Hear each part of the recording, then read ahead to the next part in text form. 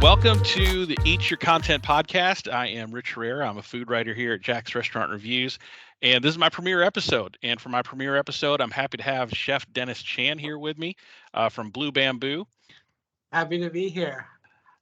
Great. Glad to have you. So this is my first episode. And so I kind of want to describe what is the Eat Your Content podcast. So what Eat Your Content podcast is food TV is getting its is spotlight now. There's food competitions everywhere you see, and there's food shows and dramas and comedies. So the Eat Your Content podcast is really lives where food and content really kind of intersect. So whether it's a viral video or a acclaimed show or a cooking competition that's really popular among the masses, I want to talk about those. So what we're doing here is we're going to talk about The Bear. The Bear is a show on Hulu. It came out. I don't know. Did you see a lot of ads for this coming out in June? Not at all. This, yeah, this really snuck in, I think, under the radar. Um, I didn't really see a whole lot of ads for it until well after its premiere in June. Um, did you know about the show before I talked to you about it? Not at all. I think after the show was such a hit and developed such a following, they said, "Oh, this show really has legs. Let's start advertising it now."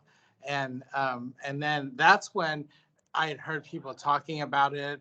The morning shows I would listen to, they would say, "Oh, and there's this great show on Hulu called The Bear," and then the actors were being interviewed, and it kind of, like you said, it kind of crept up on us, and I was excited to see it. But then after you told me about it, I said, "Oh well, maybe I really do need to see it." And so I binge watched it, and then I've watched several of the episodes more than once now. So Yeah, I've watched it a couple of times. Like I said, it came out in June of 2022. Really just snuck under everybody's radar, and I think I became aware of it around October. Once it started becoming more in the public consciousness, and everybody was starting to talk about it. I listened to some pods about it, and I was like, "Wow, this must be some kind of show." So I started watching it, and I binged it in like 2 days. It was so great. So the Bear. So the Bear is about a show that it's about this guy named Carmen Barzado. He inherits a restaurant from his brother. His brother passed away, of which we don't know right away what all is going on. And it's the struggle of him. He comes from Chef Bear comes from a fine dining restaurant background, and he's coming into really a mess of a restaurant. Right, his brother ran it, but it's those neighborhood dives that regulars love, but behind the scenes, it's kind of going crazy. So it shows the struggles he has with running a restaurant in the middle of it, um, and trying to get to know everybody and trying to understand where everybody's coming from. So the creator showrunner for this show is Chris Storer and Joanna Calo, and the writers is Chris Darrow and Joseph Adcock. So overall, what are your overall thoughts of the show? What did you think watching it kind of from beginning to end in the days you binged it? well, it's a very well done show, very well researched. You can tell that all the actors did their parts in researching what characters would do in those roles, because it's very believable. And I think it's a well done thing. They even, and I don't know if I think some of the scenes were shot in a real restaurant operating, and then some were shot on a set. But even in the set, they had the burn marks from where the steam would burn on the steel on the wall, and they made it look really authentic. They paid a lot of attention to detail. Yeah, so the pilot episode was filmed in an actual restaurant, and then the rest of the episodes were built on a set, but they made the set into an actual working kitchen. Like they could have ran a restaurant out of that set, Mhm. and it was really well done. Let's run down the characters real quick. So we have the main character is Carmen Berzado, hence the bear. It took me a minute to figure that one out. The Berzado is Carmen. He's played by Jeremy Allen White. You may have seen him from Shameless. I did not watch Shameless, so to me, Jeremy Allen White, I haven't seen him in a lot of things, but he was great. He was great. Sydney is played by, and I'm going to screw this name up, Ayo Edebiri, I think. Again, a newcomer. I haven't seen her before. She plays kind of the new chef coming in, the audience surrogate coming into this whole crazy situation with new eyes. And then you have Richie. He's played by Eben Moss Bachrock, I think is his last name. He plays Carmen's um, cousin. Well, they call each other cousin, which I thought was really endearing. They keep calling each other cousin. He's not really a cousin. It's Carmi's brother's best friend, right? That's been running the restaurant this whole time.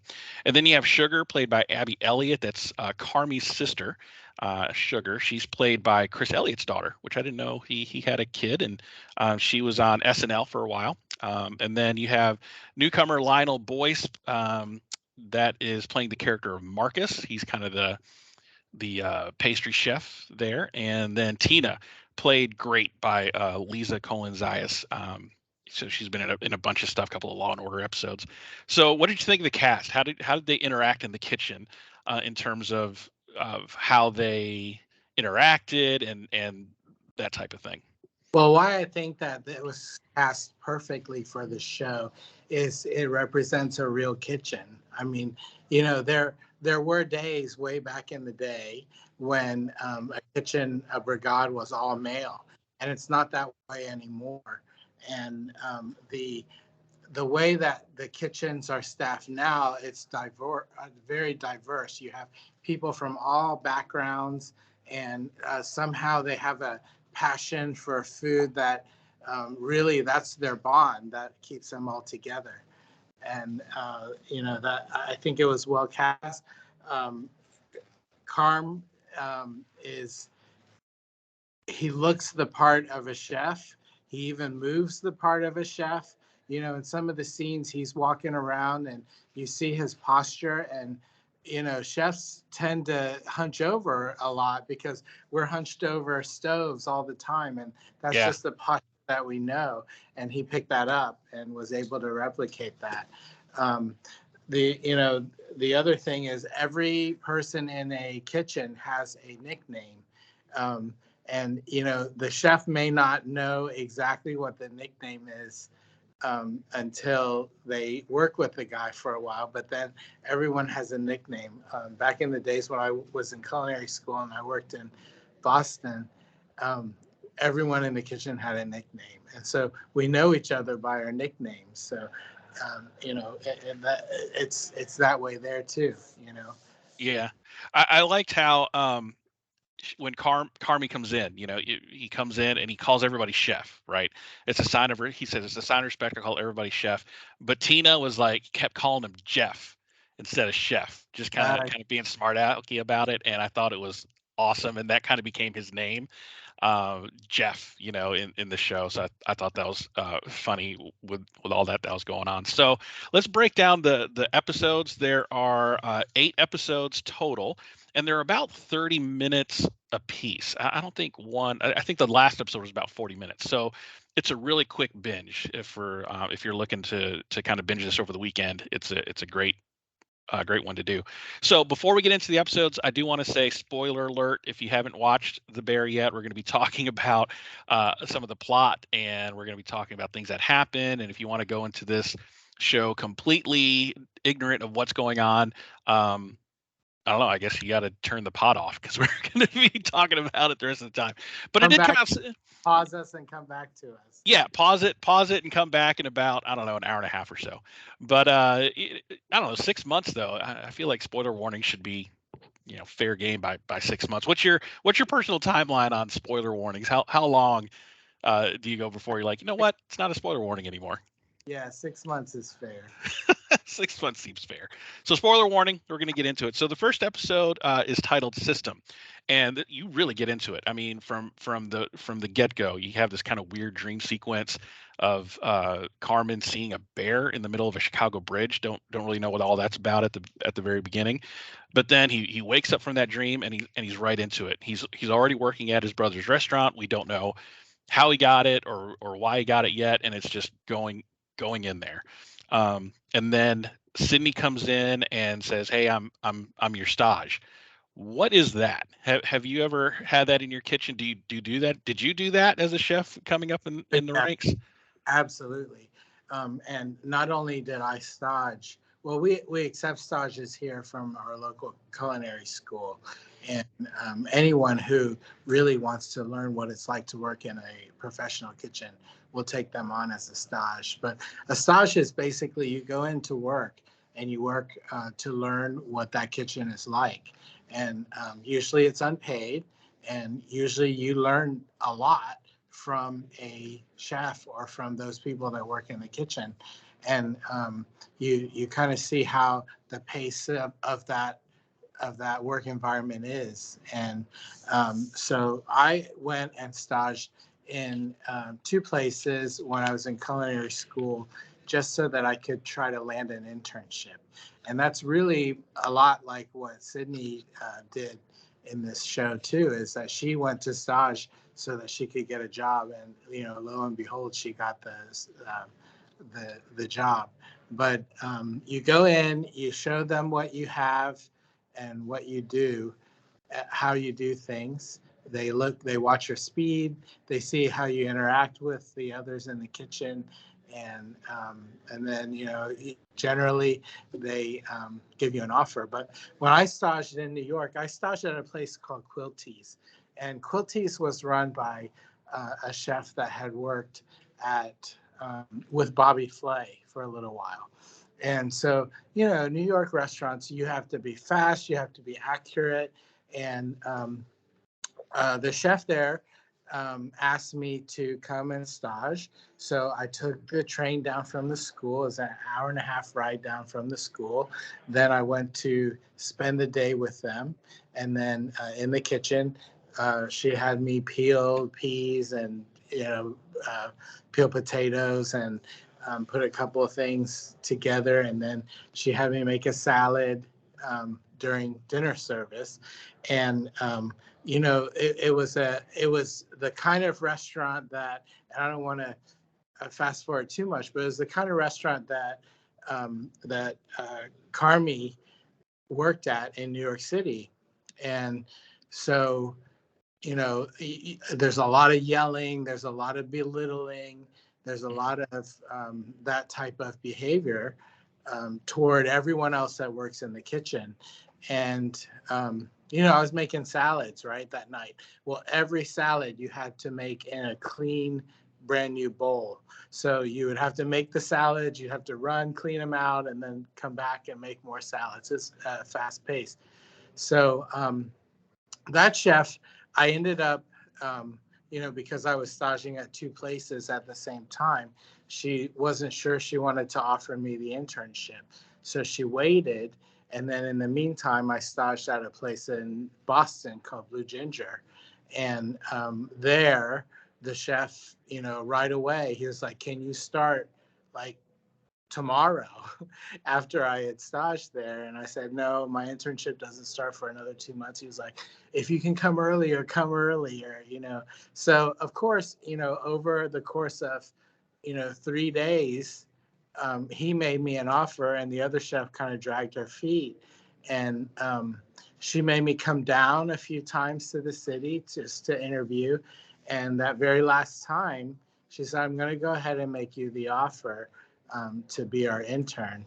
And mind you, this is for a free internship. They don't pay you while you're on an internship. You just go and work the whole time. So it's like an extended stage. And so I asked for a couple of days because I knew that the other thing at Blue Ginger was coming, and I ended up turning her down so that I could work in Boston. And in the end, I'm glad I did, because that was the type of work environment where I could really learn, where he just gave me an assignment and he'd say, go to the pantry and find whatever and put it together for staff meal. And it really helped me in the end. So, but that's what a stage is. Long story for what a stage is. You go, No, and that's learn these kitchens. yeah, that's great. So staging essentially is like a job tryout. It's like an extended job interview, right? Yeah. So generally unpaid, of course, and not really for an extended period of time. It's really just to get you in there and see if you can hack it. And then if you can't, they're like, you're out, right? And then so you move from one, so you try out in an unpaid position to move into another unpaid position, which is Right. an intern. That's interesting. So you could go a long time without seeing any kind of paycheck Right. as a stage and then as an intern. And So they'll tell you you're not good enough. so pretty accurate in this first episode then, right? With Sydney coming in and staging for, it doesn't say how many days, but I imagine it was only a few days, and then she comes in as like, look, I want to get paid. And it's interesting when Carmi was looking over her resume and says, you've been to some big guns, you've been to Alinea, and it named off a couple of really other high end restaurants in Chicago. And he says, what's UPS? Is that a Yeah. restaurant? And it's like, no, United Parcel Service. And I was like, Well, oh, that's so funny. I think that was intentionally written in there because a lot of people who work the restaurant business, they have to work somewhere else, just to make ends meet while they're working the restaurant business because, oftentimes it's underappreciated. And, it that little bit may seem unintentional, but it really paints a picture of what it's like to work in a restaurant. Yeah. So it was interesting. Carmi said, you worked at all these big name restaurants. What are you doing here? And literally, what is my dump? What are you doing here in this dump? Why do you want to come to this little sandwich shop in the middle of Chicago? And she said, I want to learn under you. It's like, so immediately, like, we don't know Carmi's pedigree coming to this point, but Sydney really sets that up and says, and then we come to find out later in later episodes, he was like nominated as best new chef for a James Beard Award. So we start to see, yeah, so we start to see all these accolades that he was up for, and then to really come down to, I don't want to say come down to the level, but to come from where he was to just essentially running a neighborhood sandwich shop and bringing on Sydney. So, and then we get all the introduction, all the characters, this motley crew of people that just are kind of running this kitchen by the seat of their pants, right? So Right. for the last couple of years, it was Richie that was running the place, right? Which is the cousin, quote unquote cousin, running this whole joint. So, what did you think of the kind of the frenetic, hectic um, portrayal of coming into episode one, just hitting the ground running? Well, it's how a lot of restaurants run. I mean, without the order and without the systems of way things are done, and a lot of times, even when we get new line cooks here at Blue Bamboo, we'll say, well, where's your prep? Where's your, it's the French word for it is mise en place. Where's your mise en place? And I think they touch on that in the show too, but it's just your prep. You want to be ready for whatever happens in the shift. Yeah. So, and that's something that Carmi's trying to do when he comes on, right? He's trying to establish a system because there is none when everybody's just doing their own thing. And Richie is like, this is the system we've had and it works. Don't try to mess up our system. So he starts with little things like organizing the spice rack, right? And Richie's like, I can't find the chili. Where is it? It's right here where it's labeled chili, right? So you start to see some of these changes happening. But that first episode just introduces it all to the characters, and you kind of see where everybody's coming from. I think Marcus comes in as a newcomer actor, and I think his overall growth in the show was just really neat to watch. But he starts off as he's making the loaves by hand, right? And he's not doing it right, so Carmi shows him how to do it. And then at the end says, see how it came out? And Mark's like, yeah, no, that's great. And then he starts to learn, right? And that's what you want to see as a chef running a restaurant, right? You want to see somebody that you can mold and train. I think the writing in it is so clever because it really sets up these characters for season two, and Yeah. makes all of us not be able to wait for season two and see what's going to go on with all these characters. Yeah. So episode one establishes the characters. So we move right into episode two, entitled Hands. And this was really interesting. I mean, they really nailed it with the guest star cameos on here. Like in this one, we get a flashback of Carmi's New York chef upbringing, so to speak, and the guest chef or the guest star cameoing is Joel McHale, and he plays this just incredibly abusive chef, Mm-hmm. just incredibly abusive, and the kitchen is run like a military, and it's very clean, and it's very white, and it's very clinical looking, and he just rakes him over the coals about the saucier chef, I'm guessing, just breaking her sauce, and just berates him for, I don't know, probably 2-3 minutes straight.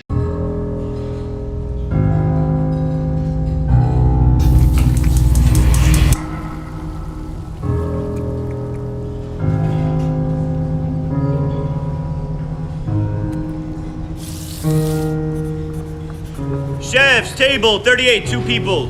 Hey! Table 23, 4 people. Hey! Broken sauce, chef. Need a new one. Yes, chef.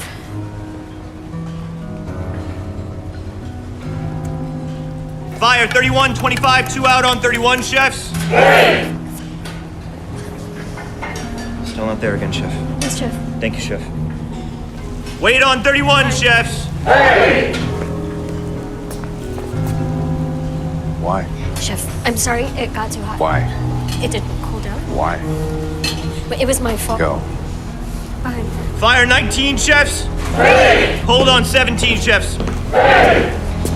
Why do you hire fucking idiots? Do you like working with fucking idiots? I'll do better. Say yes, chef. Yes, chef. Can you not handle this? Is it too much for you? Answer me. I can handle it. I can handle it, chef. I can handle it, chef. 12, 10, 36. Fire, 8, Don't 13, fuck with my 36. count. Sorry, 3, chef. 8, 52, 13, 14. 29, chef. Why are you serving broken sauces? Why? I get it. You have a short man's complex. You can barely reach over this fucking table, right? Is this why you have the tattoos and your cool little scars and you go out and you take your smoke breaks? It's fun, isn't it? But here's the thing. You're terrible at this. You're no good at it. Go faster, motherfucker. Keep going faster. Why are you so slow? Why are you so fucking slow? Why? You think you're so tough? Yeah. Why don't you say this? Say, yes, chef. I'm so tough. Yes, chef. I'm so tough. Say fucking yes, chef. I'm so tough. Yes, chef. I'm so tough. You are not tough. You are bullshit. You are talentless. Say fucking hands. Hands! You should be dead.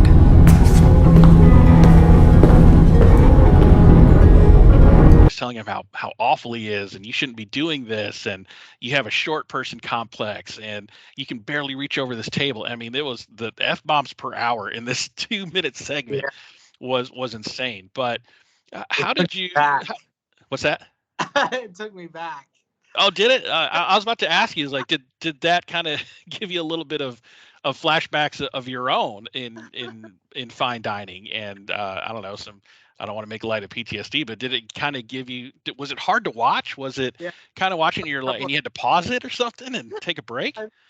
I think I dropped a few F-bombs a couple of days after that too, which I normally don't do. But that episode, just in the first scene where Carmi's cleaning, he's really like, he's getting down there.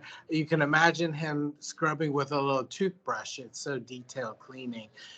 That's something that all high-end restaurants do. I mean, it's that attention to detail that they're showing in that scene, and and the dedication that the chefs have, because he keeps going back there because he loves food, and he's proud of the product that he puts out when he works in that environment. And I think that's touched on in the story, but it's and he says it, but it kind of shows, it kind of foreshadows what where the show's going to end up later on. Yeah. So let's talk about Joel McHale for a second, because I think you mentioned earlier that you kind of came up in some belittling and abusive kitchens, right? And unfortunately, that tends to be the stereotype from outsiders looking in. And then you have shows like Hell's Kitchen, where Gordon Ramsay kind of makes it entertainment, right? And we all kind of laugh at that sort of type of abuse. But this one was not funny. It was no laughing matter in this one. Tell me about your times when you grew up that way, or you came up that way. How did you deal with that? How did you get past it and with your soul intact? You got to know that it's not you. They want it. They make the chefs in control are the ones that make it about you, but it really isn't about you. And if you learn from whatever they're trying to tell you and you don't do it again, then you know that you're never going to get belittled again for the same thing. It's those who don't who keep not learning from the same thing over and over again, that are going to end up really emotionally scarred from that. So advice to anybody wanting to get in the kitchen for the glamour of it all, you might not want to do that if you don't have thick skin and can learn from your mistakes quickly, like Well, immediately. really, in the end, if your chef or if your kitchen manager cares about you, they may belittle you, but they know that in the end, they would still do anything for you, Yeah. So, and I think they don't develop that part of the story because it's not as fun to watch. But I think you see Carmy kind of move through those stages. Like he is kind of a jerk later on, but then he realizes, I was a jerk, and then goes back to what I did was not okay.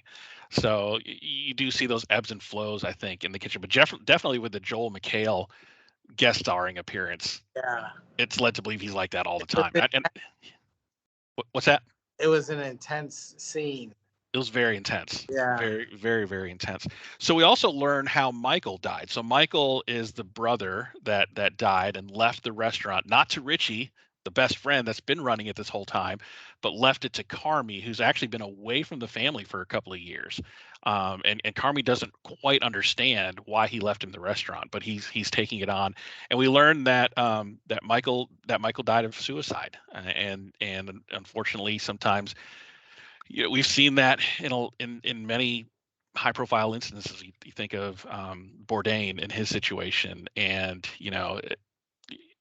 it's interesting they took that route. But you really see how that affected everybody in the show. And you don't even see Michael hardly at all in the show. He's merely mentioned, but you see how much his staff loved him at the restaurant. You see the anguish that Carmy goes through trying to understand it all. So yeah, that was really, it was really an intense kind of moment seeing that come about. And then you're also introduced to Oliver Platt, guest starring recurring role as Uncle Jimmy. So Uncle Jimmy at some point lends Michael $300,000 to try to keep the restaurant afloat, and he keeps offering to buy it, and Carm's like, no, I'm not going to buy it. So what did you think of Uncle Cicero, Uncle Jimmy? Well, his role is a very real role in a lot of restaurants. Restaurants operate at such a slim margin, and there are times when you need a big infusion of cash, and there are times where you can stockpile cash. And it's you miss one of those where you stockpile, and then it really gets difficult for an operator. So they nailed it. They nailed that whole idea too. A lot of family donating money essentially, or letting family members borrow money to keep it running in the early days. And that part of that scene also has a kind of like organized lending kind of theme to it too. Yeah. So that uncle, he's now. I think he's the landlord and the money loaner, right? Right. Yeah. I think that's what it was, if I remember correctly. I know for sure it was the lender. Yeah. So he had to give them money, or maybe he was just the uncle that infused the money in. Yeah. He was just the uncle that infused cash. Yeah. Yeah. He wanted the business. So for whatever reason, and we don't know till we find out later, he wanted the business. And yeah, he wanted to buy it off of Carmy, and I think Richie said, and turn it into an Applebee's or something like that. So Carmy's like, no, that's not going to happen. I'm gonna save this place. And then we go right into the health inspection nightmare in this episode, right? So the health inspector comes in and is checking things at the restaurant, finds that there was a hole in the wall, but instead of actually patching it, they stuffed it full of napkins and then just kind of, I don't know, spackled it or duct taped over it.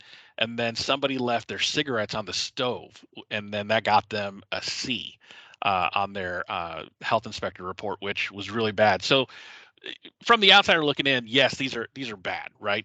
Patching up a hole and leaving cigarettes, but in the world of being a restaurant owner, when you saw those scenes, how bad was it for you? Did you cringe? Did you like, oh man, I can't, that is insane. Well, I think this part was a little bit.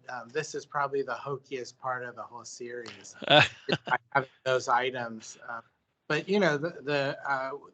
any restaurant worker knows that the health inspectors can come in at any time, and no matter how well you're prepared, you're always going to get something that could be hazardous to the public health in some way, whether it's a scoop that is not sticking in the bin with a handle sticking up, or whether it's your out of paper towels at a hand sink because the roll just finished, or whatever it is. There are all these little things that could happen that could give you a lower grade on your health inspection. And so that part they nailed it.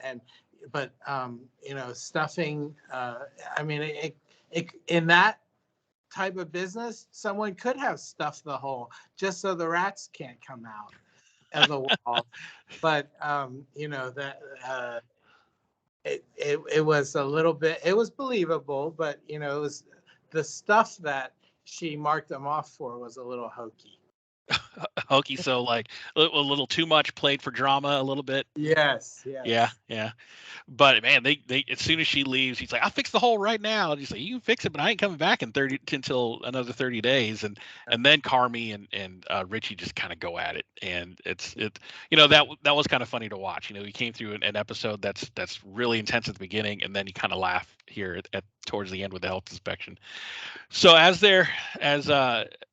this episode kind of starts closing out, Richie finds a note that's tucked away behind the lockers. He actually opens it and reads it and puts it on the desk for Carmy, but then decides to not do that and puts it back in the locker. Were you going through the rest of these episodes? What's in the note? What's in the note? Yeah. It was significant because they made such a big deal out of it. And I think they spent about 5 minutes on that scene, is him putting the note on the desk and then putting it back. So I think you knew it had to be something, and you knew it had to be something for later. Oh yeah. You knew it was going to be something important, but I was kind of like, what is in the note, and why didn't he tell him? Yeah. So it'll come to play obviously later on, but I actually forgot about it until right towards the end of the season. I was like, oh yeah, that note, because so much had happened between episode 2 and episode 8. Yeah. So we move on to episode 3, and this is where you start to see the interactions with the kitchen staff, with kind of the supporting cast here. The episode 3 is titled Brigade. So you have it opens up. I thought it was really interesting because Sugar, the sister, kept implying to tell Carmy, you need help, go get help. And we think it's for some sort of alcohol addiction or AA or NA or something like that. And we find out that it's not him that's going through this. And you kind of, it turns that stereotype of the drug-addled kitchen chef on its head a little bit. So he ends up going to an Al-Anon meeting. And again, they nailed the guest stars. Molly Ringwald. Yeah. I didn't even realize it was Molly Ringwald until I saw the credits at the end. A lot of my life, I thought I was just a victim. And because my husband drank so much, this would happen or that would happen. The short term was always so awful. I thought if I just could throw out his liquor, hide whatever he was on, that would fix it. You can't curb that kind of chaos until the thinking changes. Until the foundations change. Until the chemistry changes. And it's difficult. I know I played a part in his abuse. And I'm really mad at myself for that. But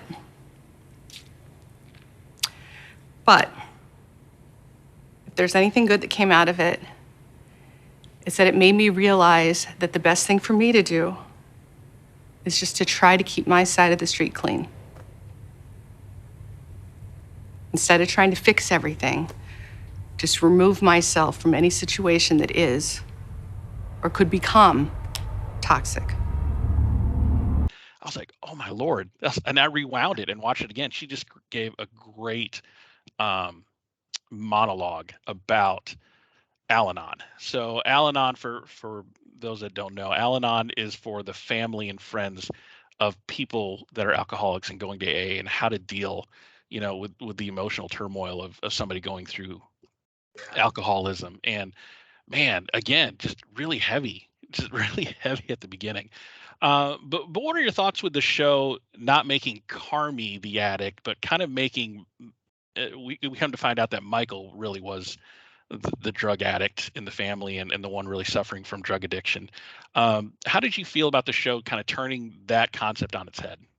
Well, it was done, I think, because they wanted to keep it kind of light, even though it's a drama. They wanted to keep it a little light, and because there are a lot of shows about addiction, and a lot of shows that are about kitchen addiction and that kind of stuff. But it was good. They touched on it without having to dive deep into it. Yeah, I liked how they didn't play into stereotypes, but you Yeah. still really felt the gravity of what Carmi was going through, seeing Michael go through his addiction, and then what ultimately ended up, him dying by suicide. And then, so before he goes to Al-Anon, he sets Sydney up. It almost looks like he sets Sydney up for failure, right? He brings her aside and says, "Hey, I want to start a French brigade," and she's like, "Really? With these people?" She's like, "You want to start a French brigade?" And then he just like takes off, and then he takes off to that Al-Anon meeting. So now Sydney's just kind of left there holding the bag, having to try to explain what a French brigade is to the other cooks and the chefs in the restaurant. So walk us through a French brigade. What is it? Why is it that, I don't know, the standard of how to run a professional kitchen? Yeah, it's the European way, the way that they've done it since the day of the kings. And really is, when you look physically at a brigade, the person wearing the tallest hat is the chef. And then you start seeing shorter hats, and then you start seeing beanies, and those are the people that have the lowest jobs in the kitchen. But everyone has their one job. So you have a saute chef, you have a grill chef, you have a fry chef, you have the pâtissier, which is the baker, you have the saucier, which does the saucing, you have the vegetable cook, you have then you have prep, and you have all. So everyone has their own part in the kitchen, and you're responsible for that part. And it's very different from, the reality is that a lot of chefs or a lot of kitchen people have to do a lot of things. They don't just do their one thing. But in the old days, you just had a whole army that would come together and make whatever dishes the chef wanted to make. So do you run kind of a French brigade type system at Blue Bamboo? Absolutely not. No. No? Everyone does everything. Oh, okay. So everybody can fill in wherever. So you don't have a saucier that just makes sauces and that's it. Doesn't know how to do garnishes or anything like that. So yeah, so it was interesting watching her trying to break down a French brigade to the other chefs, and the character that plays Ibrahim, he's like, "I was in a brigade once." He talks about his time in, like, I don't know, the French Foreign Legion or wherever he was in Sierra Leone. But it was really interesting because she's like, "You want me to be in charge of this? I can't do this on my own." And but you kind of see them coming together slowly, and starting to appreciate, I think, the order that comes with the French brigade, right? Because before that, it was very disorganized. So have you worked in, I'm sure you've worked in a restaurant that was strictly old school French brigade. What was that like? It's just, as a student in a French brigade system, you do watch what everyone else is doing just so that you can learn what they're doing, and hopefully be able to do what they do one day. So it's neat to have your responsibilities but then also be able to help others. Yeah. With what they do, and that's how you learn. That's how a brigade works: is you learn, and then you're able to move on to the next level. And this episode too, you start to see Marcus's growth as the pastry chef, right? At first, he was just making rolls incorrectly, but then he comes across Carmi's notebook of recipes, and he becomes really inspired, and then he's on this quest to make this perfect donut, right? So you start seeing him grow in his role as a pastry chef and really taking that on. And it was interesting watching Carmi explain to him that plum sauce dish that it takes 12 hours and 3 shifts or whatever to make, and Marcus is just enthralled in that. And you got to love that seeing that scene as a chef, to watch people really grow into their role, right? Yeah, that's again, I think that was intentional. They accomplished a lot with Marcus in a short amount of time in character development, because I think he's going to be a big part of season 2. Yeah, I think so too. So that brings us to episode 4, entitled Dogs. And I kind of called this the palate cleanser episode, like when you're in a multi-course dinner, right? You have that one course in the middle that's kind of the palate cleanser that helps you process through the rest of the episode. And it's funny, right? Because they have to cater Uncle Jimmy's kids' party, right? And so so the episode really takes place in 2 different places.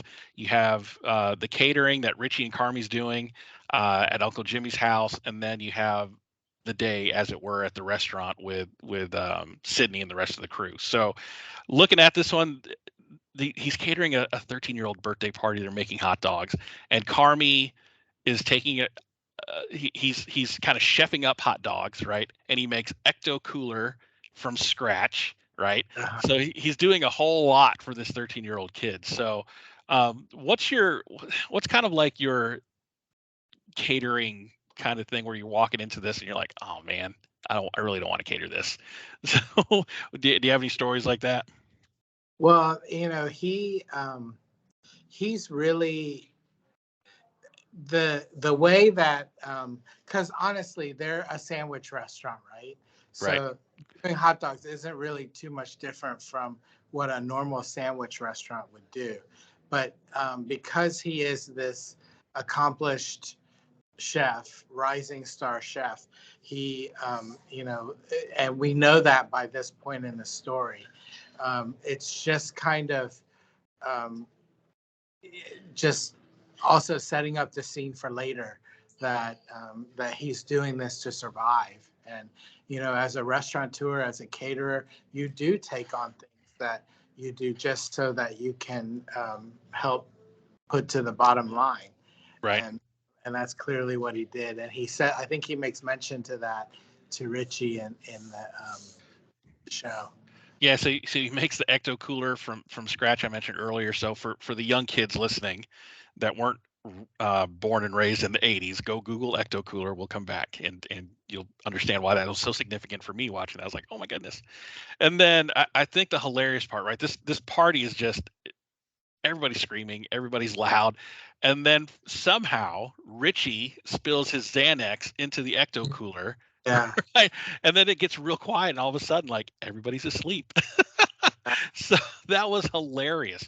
That was probably the funniest scene in the entire episode, where Richie and Carmi and Jimmy are all standing there, and everybody's kind of looking around, and Jimmy's like, "What's going on out here? Is it like nap time?" He's like, "I don't know." All the kids are laid out in the yard, right? Yeah. And then Carmi looks into the ecto cooler and sees the empty bottle of Xanax, and it's like, "Oh no!" And then Jimmy's like, "I'm good with that." And then it's great. And then as a result, knocks off $2,000 off of his $300,000 that he owes Uncle Jimmy. So again, a real kind of interesting episode in the middle of the series, where I think this is probably one of the more comedic episodes of the series. All of them are really kind of heavy, but this one really, again, just it's a comedy. It was very much a comedy in this scene. Yeah. So we talk about episode 5, entitled Sheridan. So this is where we well, we get introduced to the character of Fack earlier on, but this is where he kind of has a longer stay, a little longer episode. So Fack is the friend of the family. He's the handyman of the restaurant. So he's the fix it, and apparently he gets paid in sandwiches. I don't know, but That's what, uh, that's what it looks like. That's what it looks like. So Fack is actually played by an actual chef, Matty Matheson. I don't know if you heard of him before. So he's big on YouTube. He's on Vice's Munchies channel on YouTube, and he owns a few restaurants on his own. He actually served as producer on a couple of episodes and was the consultant, I guess, to make sure that everybody was doing it the way that chefs do it. And for him not to play a chef on the show, I thought was pretty interesting. So the first couple of scenes there, you have the toilet exploding and then the power outage, right? And so just a bunch of terrible, horrible, bad things happening. You ever had days like that at your restaurant? I'm sure. oh, happens. It happens. Yeah. Yeah. You just, and what that episode shows is you just plug along and do whatever it takes to feed your customers. Yeah. And that's what they did. I mean, that's how they solved it. Yeah. So towards the end of the episode, you all the power's out, so they have all this food that they got to serve, but they have no gas, they have no power, everything's gone. So they set up this makeshift outdoor grill, right? There's a construction site across the street. They grabbed some cinder blocks, some grates, and basically kind of had an outdoor kitchen and cooked out there. And at first I was like, can you do that? Is that legit? Like, I don't know, but I thought it made for a great episode, to where everybody pulled together and was trying to figure things out. But you also kind of realize that there were some shady things going on, because we get a phone call from somebody named Nico, right? We don't know who Nico is, and Nico thinks that Michael's still alive, right? So when we find out, so Carmi hangs up the phone, asks Richie, who's this Nico guy? Richie says, don't worry about it. Come to find out, they're selling drugs behind the restaurant. And you're like, and Carmi, of course, is just livid. He's like, why are you doing this behind my restaurant? And it was like what you're saying, 20, they actually mentioned COVID, the 2020 COVID shutdowns and everything. He said, do you realize what we had to do during COVID to keep this restaurant open, right? So as a restaurant owner during COVID, how difficult was it for you to almost keep the doors open? Not that I'm sure you probably didn't sell drugs behind your restaurant, but how difficult was it, and how did you have to pivot during COVID? Well, you all, with all the business advisors out there, they always tell you have 6 months or have 3 months of savings so that you can navigate if a disaster happens. And after the 3 months happened, that's people weren't coming back out to eat. That is a big deal. You did have to find other ways to bring people in. And for us, we were building a brand new restaurant. So, Right, that's right. It's been harder because when the bills came through, you had to find a way to pay those. And they were bigger than if we were just to stay put. But luckily, we built and then got some good press, and we're able to have more customers want to come give us a try. So that really helped. It couldn't have been better that when we moved when we did, because that really helped us survive better than others. But also here in Florida, we were lucky that we reopened pretty quickly after the beginning of COVID. In some cities, they didn't reopen until maybe just November of this past year. When I was up in Chicago, actually, no, in May, when I was in Chicago this past May, there were restaurants that were still not fully open yet. And part of it was staffing, part of it was whatever was whatever the staffing. Also, people are afraid to come out and that kind of stuff. So yeah, so you kind of saw Richie's like, look, we had to do what we had to do to make ends meet. And you may not approve, but we're here now because of it. Kind of an end justifies the means kind of thing. And not that I say I understand that, and you hate to see, you can kind of stand away from it. You're like, that's awful. Why would you sell drugs? But he did what he had to do, unfortunately. So in that sense, so it's good to see Blue Bamboo thriving since COVID. And I know you guys transitioned.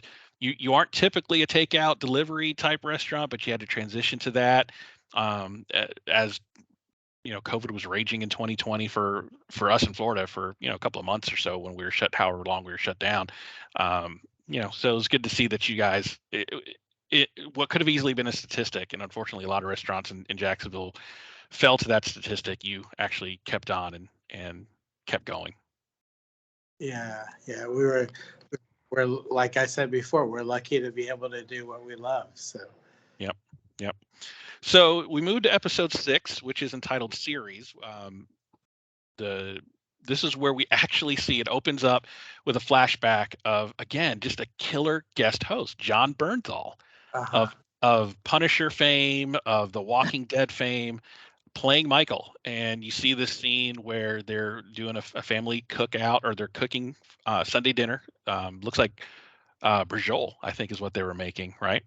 And he's telling this crazy story about meeting Bill Murray at a bar at 6:45 in the morning. And watching that few minute clip, just 3 or 4 minutes clip, I was completely enthralled. And I was watching him like, how come we couldn't have had John Bernthal more in the show? But they really did a good job of really just placing these guest stars in just the right moments, as hooks for you to hang something on, right? So thoughts on John Bernthal as a guest star as Michael? I think that they did those scenes well, because you could see the interaction with the siblings. So you saw Sugar in there saying, like, oh, so what? You're telling me a story about being drunk at 6 a.m. And like that shows the development of the relationship between the siblings, and how they were close and why they were close. And it's it was part of the story development, so it was good. Yeah, and you really saw how much Michael meant to everyone in the family, right? Yeah. And why everyone took his death as hard as they did, and why they're having some difficulty kind of moving forward and moving through it. So John Bernthal, just a great performance, great performance. So with all the guest stars, Joel McHale, Molly Ringwald, Oliver Platt, and John Bernthal here at the end, just great guest stars overall. I think they did a really good job with that. So Sydney, then we cut back to present day, and Sydney's like, hey, I got this new recipe I want to try. We need to open for dinner. I think in an earlier episode, she was saying, look, we're losing money. Here's some ways we can make money. Open up for dinner hours. And all that stuff. So in that vein, she's like, hey, I got this new beef risotto dish. Will you try it out? And he keeps kind of rebuffing her a little bit, right? And he keeps saying, not now, not now. But she's really eager. She's really wanting to do this. And as with all young chefs, kind of cutting their teeth, right? Have you ever had to tell the chef, like, look, you got skills, but you're at an 11. I need you down at a 5 right now. Your time will come. It's just not going to be right now. Yeah. And how do you communicate that to somebody that's just like, I'm super eager to show my skills, and why won't you let me? Well, you just have to tone that down for them. You have to do it on your own. You have to offer them places that they can be at an 11, and places that like do a party or something, or invite some friends over, and we want to do this very special event for your friends, and then let them showcase their thing. Yeah. Like a good example is, we had an intern who's still with us. Actually, she got hired on after her internship, and very eager to do things. So I said, okay, challenge your energy into this contest, and I had her enter a recipe contest for chocolate chip cookies for Oh, wow. Chips Ahoy, and she entered her cake in it made with Chips Ahoy pieces, and ended up winning the national prize for the student category of that recipe contest. Wow. So like you that's for us, you try to challenge them in other ways.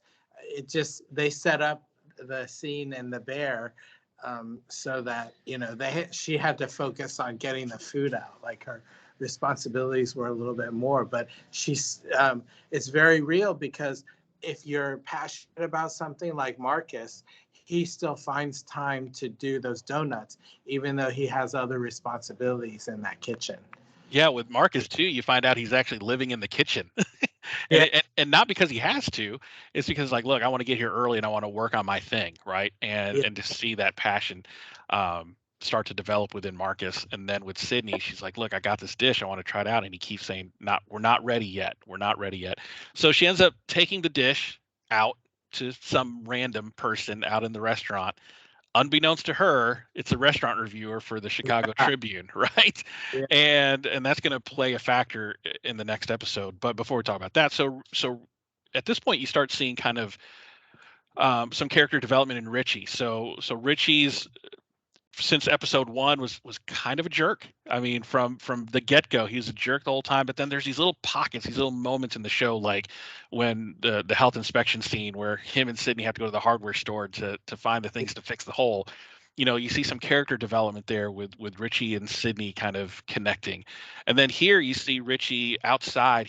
The restaurant staff is starting to buy into this system that Carmi is doing to try to organize and make everybody better. And you see Tina grow as a chef. She used to be kind of, a little abrasive, right? But then her and Sydney start to develop a rapport. You start seeing Marcus grow. You start seeing Sydney grow, and they're all starting to gel together as a team. And Richie's trying to find his place in this, and he doesn't know where he fits in, because he still wants to do things the old way. He still wants to do things the way Michael used to run it, and that's not the case anymore. And he's finding his weird spot in here. And he says, "I should just quit." And Tina's like, "Where are you gonna go?" Right? His life has been that restaurant, and he said, "This is where we're." And Tina basically says, "This is where we're going, and you just need to get on board." So what you think of that scene? I thought Richie had a lot of growth in that scene there. He did, and it, it was just in line with the yo-yo part of the whole show. Is that here he is, he's starting to buy in, and then and then the next episode something happens, and he's questioning again. So it was great. Yeah. That was also corner turning for Tina, because up till that point she just kind of stood back and like almost with her arms folded and not believing in anything. But here she is now rooting for it all to work. Right, like especially in the mashed potato scene, right, where Sydney, she was making the mashed potatoes. Tina turns around for a minute, and her cream boils over, and she kind of gets upset. But then she turns around and she sees Sydney, put in a new pot of cream with herbs and all that for the potatoes. And she looked at her and was like, "Why did you do that?" It's like, because we don't have time to F around, basically, is what she said. But in a way, it's like, look, I'm helping you. We're growing together. And at the end of it, Sydney and Tina are just are friends by the end of it. And Tina acknowledges to herself and to the rest of it, to Richie, she's like, look, I've grown in this scene. I've grown here. My cooking is 300% better because of what we're doing here. And to see that happening on screen was really cool. Now, there's an interesting little tidbit. It passes by for just a second, but you see Carmi cooking a chicken piccata dish, right? And he does the cake tester hack to determine the temperature of the meat, right? So he's not using a thermometer; he's using a cake tester. Have you ever used that cake tester hack? And can you explain what that is? I see the first time. So yes, that's something that all chefs do, but when I saw my nephew, who is not a classically trained chef, all of a sudden start doing that for checking temperatures of, things on the grill, it really turned a corner for me and made me think, wow, he really has come a long way from, and it's just experience. when someone does that, that's to make sure, because this is the most sensitive part. So you take a cake tester, stick it in the chicken, and then the temperature, if it's just warm enough, because your hands get callous, so you know that you know your hands may not feel it as warm as you do here, and really it shows chef expertise. Yeah. And the here that he's pointing to, everybody, because this is audio, not video. He's pointing to his upper lip. So the cake tester hack, I had to Google this because I didn't know what this was. Like I take temperature with an instant read thermometer, right? And I see this cake tester hack, and I looked it up, and yeah. So you take a cake tester. It's just this really thin piece of metal, right, that you normally would stick in a cake to see if it's done. But I read that the reason why you use a cake tester and not a instant read thermometer is it creates less of a hole in the meat for juice to run out. Absolutely. Right. So they hit the meat with the cake tester, and then they put it right into the most heat sensitive part of their face, which is the upper lip. And if it's too hot, it's overdone. If it's too cold, it's underdone. But if it feels good on your lip, if it's not too hot, too cold, like that Goldilocks area, then your meat is where it should be. So I thought that was really interesting, and I don't think I'm good enough to do that yet. I think I still need to use the instant read thermometer. I graduated from the instant read thermometer to checking the fatty part of your hand, where if it's open, it's rare, and then you do the index to thumb, and it's like mid rare, and then so on, and that muscle gets tighter.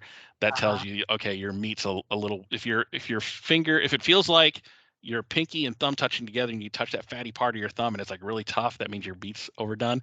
I graduated from the meat thermometer to that. So when I saw this cake tester hack, I was like, that is really cool. That's interesting, and I read more about it. I thought that was really neat. So. Yeah, I thought that was cool. Thought, do you use that? And you're like, yeah, a lot of experienced chefs use that. So that's great to hear. All right, so episode 7. So this is the penultimate episode right before the season finale, and episode 7 was insane. So we start off. It's Carmy coming to the restaurant, right? And we're testing out the new takeout technology at this restaurant. And this was right after. So in the last episode, Sydney gave the risotto and beef dish to a restaurant reviewer. She didn't know that it was, and he loved it and wrote about it in the newspaper the next day. So there's this big positive review in the paper, and then they get this new takeout system. What happens is somebody, apparently it was Sydney, forgot to turn off the pre-order function of this takeout system. So the moment they flip that thing on, it's spitting out tickets.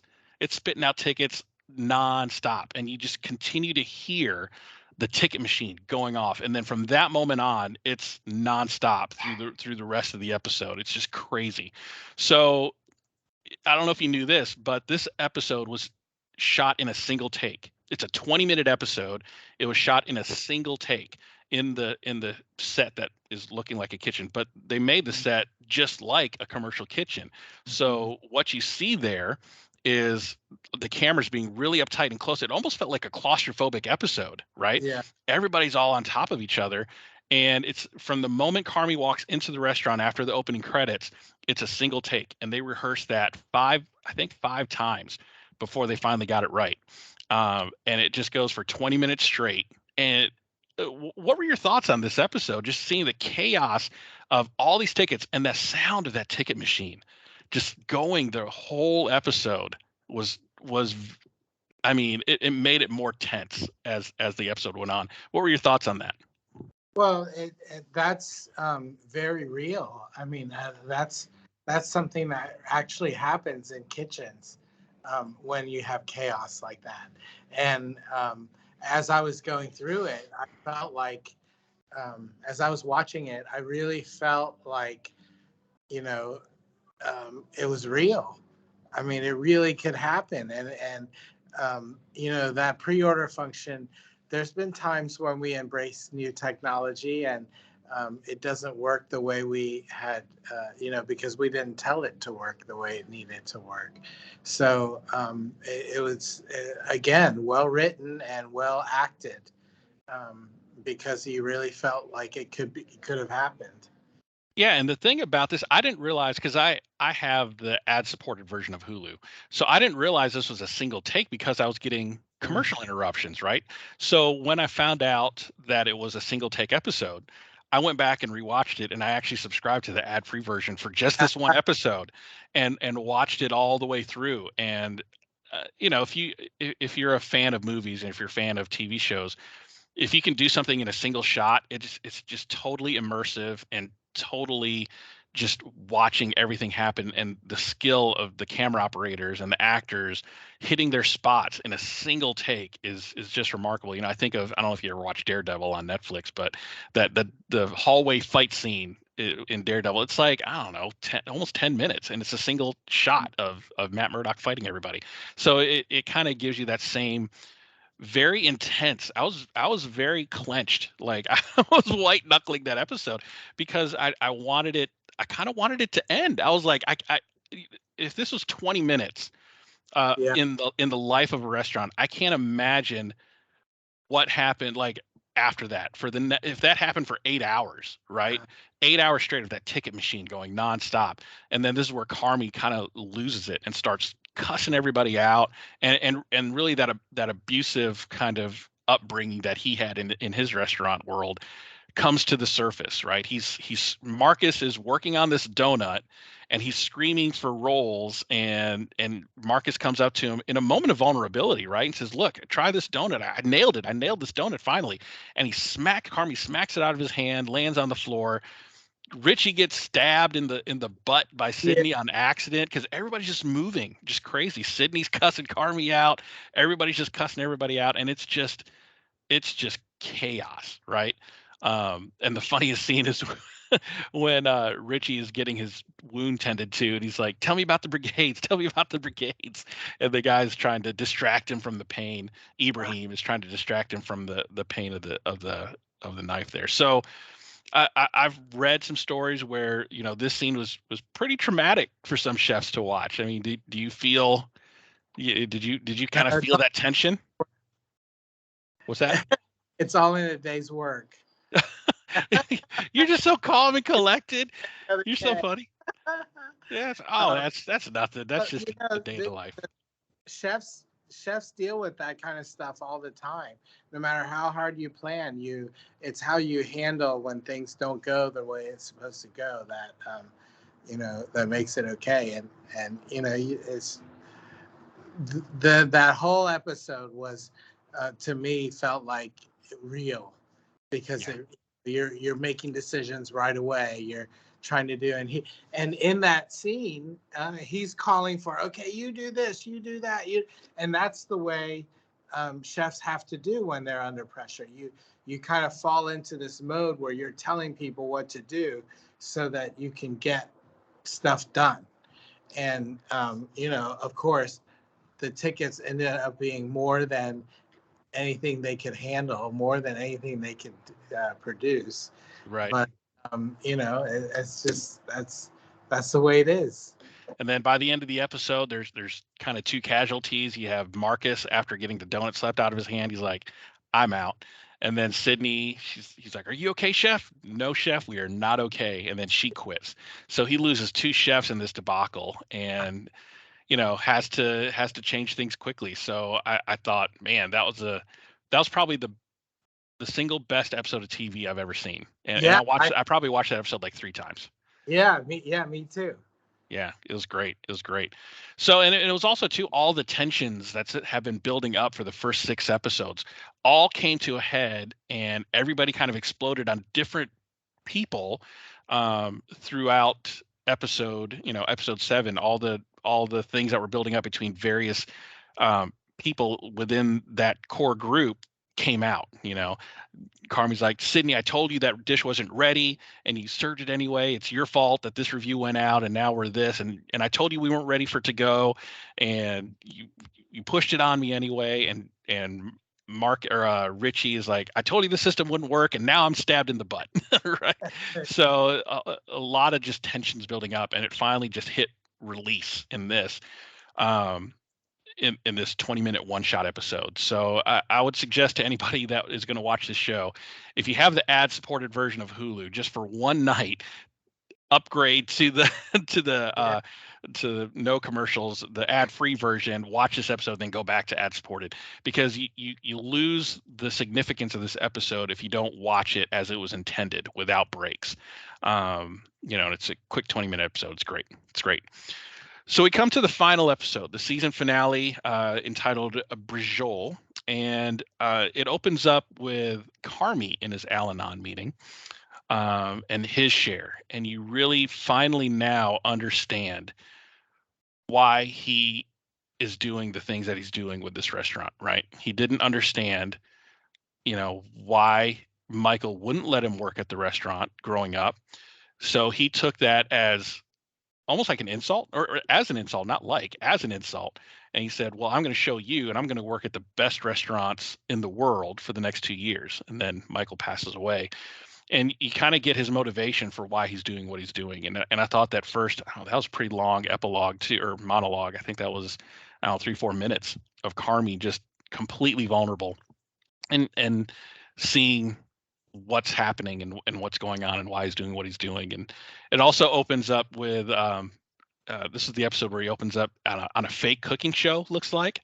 And you kind of see the fake cooking show. He's cooking brajol, but everything starts disappearing and everything starts falling apart, and the crowd starts laughing, and then he kind of wakes up from that nightmare, right? So it shows where Carmi's head's at finally after 8 episodes of his motivation of doing this. What did you think of that? His Al-Anon monologue there at the beginning. I think there are periods throughout, because the whole series started with him in a dream like that. Mm-hmm. And then the second episode, same thing. He started out with a dream. So it really was appropriate that they finished the first season with starting out with a dream too, because it kind of told you the story without having to act out the story, even though it did. Yeah. And then Uncle Jimmy, not seen in this episode, but has another quote unquote favor to ask of the guys, right? To host a bachelor party at the restaurant for one of Jimmy's friends to knock off some more of their debt to him. And this party just gets out of control, right? So it's a bachelor party, and a fight breaks out. Richie punches a guy and he hits the ground and he's not moving. And then all of a sudden you're like, whoa, what's going on? Richie spends the night in jail. And he's like, is the guy dead? And the guy's like, nope, he woke up, he's not dead, so it's just aggravated assault for you. And he's like, oh, thank God. I'm like, wait a minute. So again, it's one of those things where they hated to have to denigrate the restaurant to a bachelor party, but it's one of those things where you got to keep it afloat, right? And in this case, it was to knock off some of Uncle Jimmy's debt. What'd you think of that? Well, it's for the storyline, it was appropriate. Yeah. There's they do a lot of things with the storyline that kind of build extra means that they can come back to later on. Yeah, and it's funny when we come out of that scene and they're working in the kitchen now. Everybody's kind of back to where they should be. A fire breaks out in the kitchen, right? So something happens and a fire breaks out, and then he just stares into the fire for a minute, and the thought runs through his head: I could just let all this burn down. I can just let this all go and not do anything. And that kind of calls back to an episode where when the power outage happened, and it was because of Marcus's mixer. His mixer blew out the fuse box and took out the power, and they're sitting outside, and Marcus is like, yeah, that was me, I messed up. And he goes, look, it happens, and things happen sometimes, that a fire breaks out, and you just kind of look at it and see is it worth it to stop this fire. And then to come full circle on episode 8 and to see that actually happening, and he does kind of stare, he kind of gets entranced by it, and then Richie comes in and goes, yo, what's going on? And then he finally takes the fire extinguisher to it. I'm sure not in your career, but have you ever thought, you know what, I think I'm going to let this all burn to the ground? A lot of young chefs, starting out, I'm sure, are thinking, is this worth it? Is this worth it? Like, how often, if you had to talk a chef off the ledge, from that? Well, first of all, the cleanup from that was probably disastrous if it Yeah. really was life using the fire extinguishers. But yeah, it's a daily thing for us. We're talking chefs out of, if it's a young chef that has talent, keep with your guns. There have been times where I've had to be talked, to stay in it because you know, there are times where you feel underappreciated, and then someone has to say, no, really, you're appreciated. Stick with it, and keep doing what you're doing, as it's the right thing. Yeah. And this episode, we finally figure out what's in the letter, and what was interesting is just really short. It was the family spaghetti recipe, right? And in an earlier episode, they talk about the spaghetti recipe being served in the restaurant, and they're like, people love the spaghetti recipe. Well, we're not doing the spaghetti recipe. And then to come to this episode, it's a note card with their spaghetti recipe on it from Michael, and he says, use the smaller cans, they taste better, right? So that's kind of like, I wonder what that means. So he goes to, and finally Carmy relents and he goes, you know what, I'm going to do family style. I'm going to do family dinner tonight, and I'm going to do the spaghetti, right? So he does the spaghetti. He opens up one of the bigger cans, and something is in there, and it's a wad of cash. Right. Yeah. So this is where the letter comes into play. And so he opens up another can, and there's another wad of cash. And then they open up another can, and another wad of cash comes out. So finally, after all this happens, so they get all the big cans, and they start having this can opening party, and they just find stacks of cash, right? I bet you wish that happened to you from time to time. Well, there's with that scene, there's so much that you can read into it, and whether Uncle Jimmy knew about all that cash there, or right, there may be some family background that we don't know about. If Michael was the paternal figure in the family, I mean, that may be something to do with the story development later on, that he was the guardian of all the cash. Right. So right before this, there's a scene with Sydney and Marcus eating at Sydney's place, and I think this is really the only scene where they show some like a full cook happening, and explaining the dish and stuff like that, and they discuss whether they're going to go back after the events of episode 7, where they were just degraded and belittled throughout the whole episode, and they talk about it, and they decide to come back, right? Marcus comes back and says, and Carmy says, you know what, I'm sorry. This is where Carmy recognizes his behavior and says this was not okay, and he texts Sydney, and Sydney ends up coming back, and Sydney comes back watching them go through this can opening sequence, right? And they're like, just jump in. And as they're emptying the cans and finding all this cash, Sid and Carmy start talking restaurant design, right? They start talking like, how about some Dutch high tops or whatever they were talking about designing. So, what you're saying, question comes up, do they pay Uncle Jimmy back, or do they open up their own restaurant? Like, what do they do with this cash, right? But we find out at the end that he closes the Chicago beef restaurant, and then puts up a sign, the bear is coming, and that sets it up perfectly for season 2. Yeah, so I thought overall, and really that episode, especially after just the tense episode of season 7, just to come back to that and just kind of release a breath, right, and kind of watch everything happening, is great. It is great. So overall thoughts on the season? Are you looking forward to a season 2? Absolutely, I can't wait for season 2. If it were on now, I would binge watch it.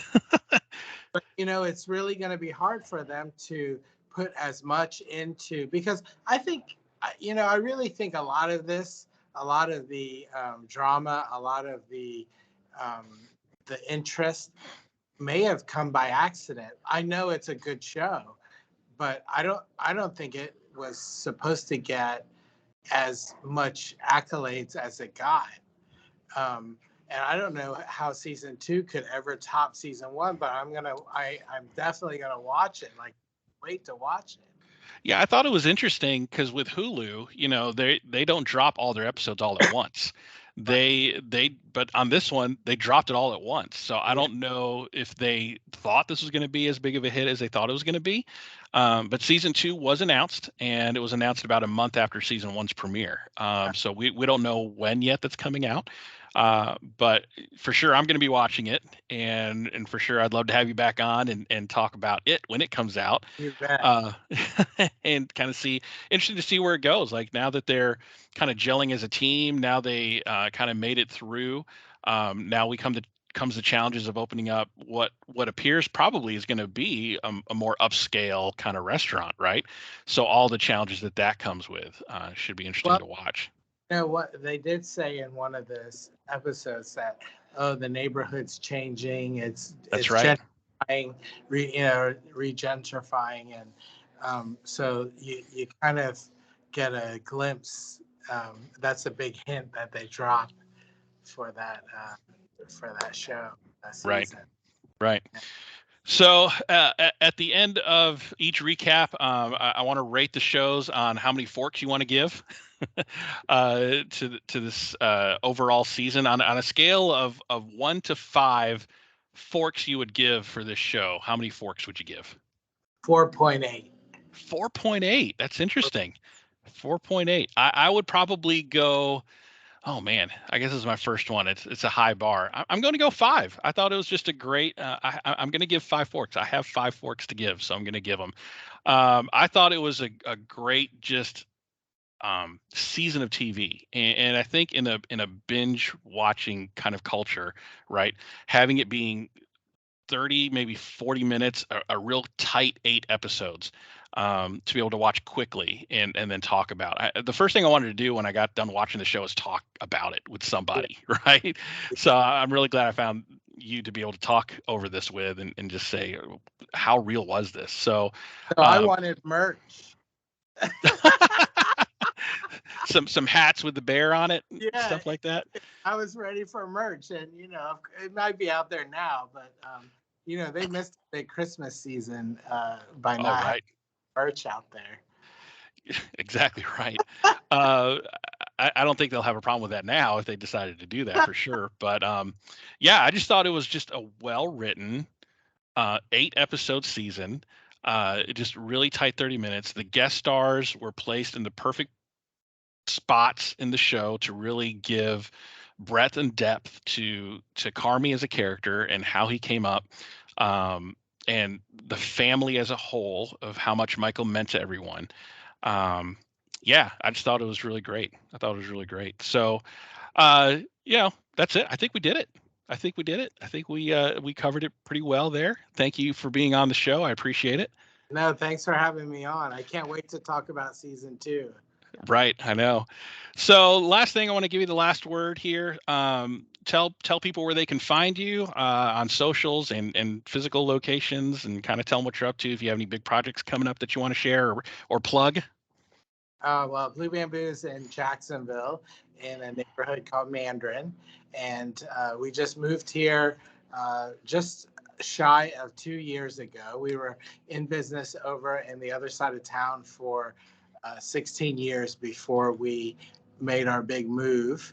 And we pretty much were able to build our dream restaurant right here in Mandarin. And we feel really grateful that we're able to do that. The neighborhood loves us. So we teach cooking classes. We once a month we have special events in the evenings.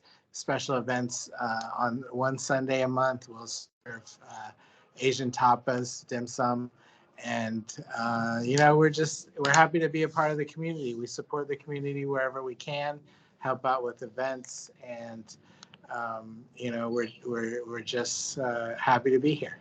Awesome. So, where can people find you on socials if they want to get involved in the cooking classes or when dim sum's happening? Yeah, on social, on Instagram, we're at Blue Bamboo Jacksonville.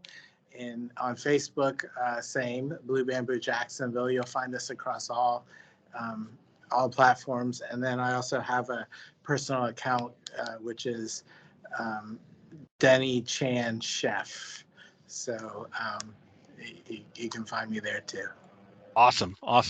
Well, thanks again for coming on. I thought this was a great premiere episode, and appreciate your time. And I know you're a busy guy, so I will let you go. People, thank you for staying this long for Eat Your Content.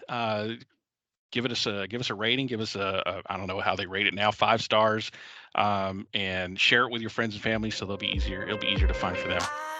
So thanks everyone, and tune in next time.